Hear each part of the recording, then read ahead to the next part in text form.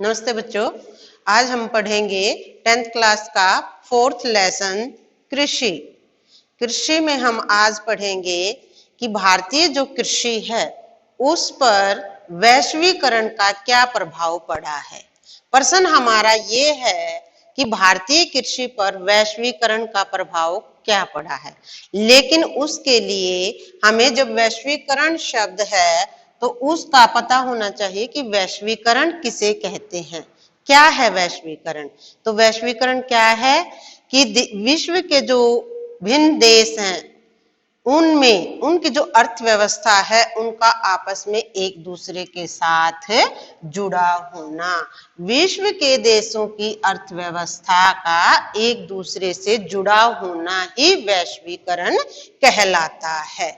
अब वैश्वीकरण का भारतीय कृषि पर क्या प्रभाव पड़ा है, तो उसमें सबसे पहले है कि भारत की जो निर्वाह कृषि थी, यानी कि जो कृषि अपना गुजारा चलाने के लिए की जाती थी, उसने अपने स्वरूप को बदल लिया है और वो निर्वाह कृषि अब व्यापारिक कृषि में बदल गई है।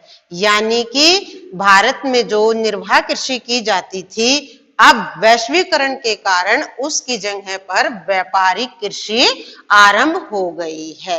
लोग वही फसल उगाना चाहते हैं जिससे उनको ज्यादा लाभ प्राप्त हो, यानी कि व्यापार की दृष्टि से जो फसल अधिक सही रहती है लोग उसी को उगाने में प्राथमिकता देते हैं। नंबर 2, इससे हमें क्या लाभ हुआ है भारतीय कृषि को कि नई तकनीकों का प्रयोग किया जाने लगा है।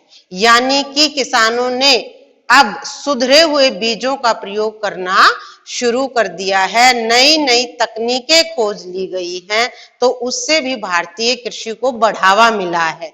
नंबर 3 पर पढ़ेंगे हम कि कृषि उत्पादनों की गुणवत्ता बढ़ना, यानी कि तरह तरह के जैव रासायनिक खादों का प्रयोग किया जाता है और उत्पादन को बढ़ाया जाता है, तो उत्पादन की जो गुणवत्ता है उसमें भी बढ़ोतरी हुई है।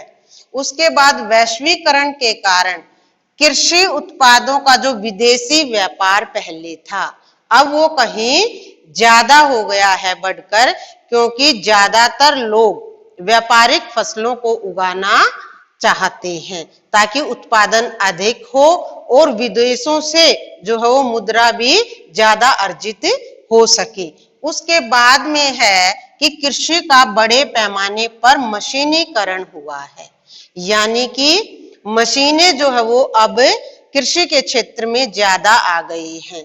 पहले किसान अपने पुराने औजारों जैसे हल वगैरह से ही कृषि करते थे, लेकिन आज कृषि के लिए ट्रैक्टर ऐसी कई चीजें जो है यंत्र कृषि के आ गए हैं, तो मशीनीकरण के कारण जो है वो कृषि का उत्पादन बढ़ा है।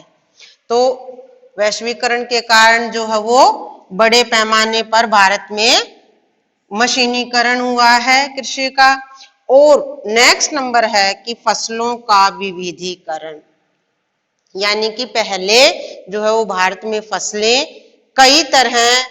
कई फसलें नहीं उगाई जाती थी, लेकिन अब जो है वो भारत में तरह तरह की अलग अलग फसलें जो है वो उगाई जाने लगी हैं। एक वर्ष में किसान 2 या 3 फसल जो है वो उगा लेता है। और लास्ट में हम पढ़ेंगे कि किसानों में आपसी प्रतिस्पर्धा, कि वैश्वीकरण के कारण ही किसानों में आपस में होड़ लगी रहती है कि कौन जो है वो सबसे ज्यादा उत्पादन करेगा। तो उत्पादन ज्यादा करेगा उसकी होड़ लगी रहती है, तो इससे जो है वो फसलों का उत्पादन भी ज्यादा होता है। बच्चों, ये चैप्टर कृषि वाला आज समाप्त हो गया है। आपको अच्छी तरह से अपनी बुक से पूरा लेसन पढ़ना है। बच्चों, आज का काम यहीं समाप्त होता है।